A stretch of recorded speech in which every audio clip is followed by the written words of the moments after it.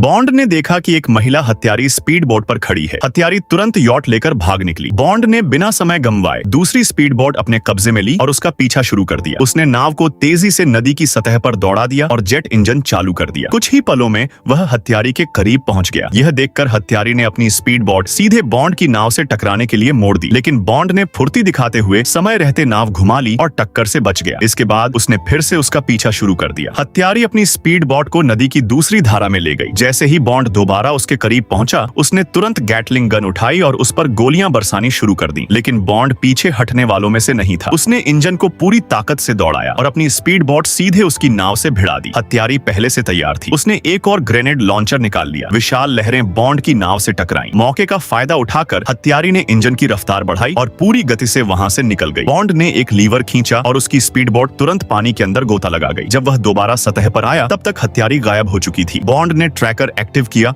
और उसके रास्ते का पता लगाकर फिर पीछा शुरू कर दिया। इस बार उसने स्पीड बोट को सीधे किनारे पर चढ़ा दिया। वह भीड़-भाड़ वाली सड़कों और व्यस्त बाजारों से गुजरता हुआ दौड़ा। आखिरकार वह एक समुद्री किनारे के रेस्तरां को तोड़ता हुआ फिर से पानी में पहुंच गया। अब दोनों स्पीड बोट आमने सामने आ रही थी। यह देखकर बॉन्ड ने एक बटन दबाया और हत्यारी की ओर टॉर्पीडो दाग दिया। हत्यारी ने तुरंत नाव को किनारे की तरफ मोड़ दिया और फिर एक हॉट एयर बैलून पर कब्जा कर लिया। बॉन्ड ने बिना हिचकिचाए थ्रॉटल पूरी तरह दबा दिया और बैलून की रस्सी पकड़ ली। बैलून धीरे धीरे आसमान में उठने लगा। इसी दौरान पुलिस के हेलीकॉप्टर भी वहां पहुंच गए। बॉन्ड ने महिला हत्यारी को आत्मसमर्पण करने के लिए कहा, लेकिन उसने हाइड्रोजन टैंक पर गोली चला दी। भीषण विस्फोट हुआ। बॉन्ड ने रस्सी छोड़ दी और नीचे गिर पड़ा। इसके साथ ही इस मामले से जुड़ा हर सुराग खत्म हो गया। सैन्य खुफिया एजेंसी की जांच के बाद पता चला कि विस्फोट की वजह एक छेड़छाड़ किया गया ब्रोच था और हत्यारा कोई ऐसा व्यक्ति था जिसे तेल उद्योगपति अच्छी तरह जानता था। इसलिए बॉन्ड ने उस उद्योगपति के बटलर की गुप्त जांच शुरू की। वह सबूत खोजने के लिए उसके ऑफिस में घुस गया। तभी अचानक बटलर वापस लौट आया।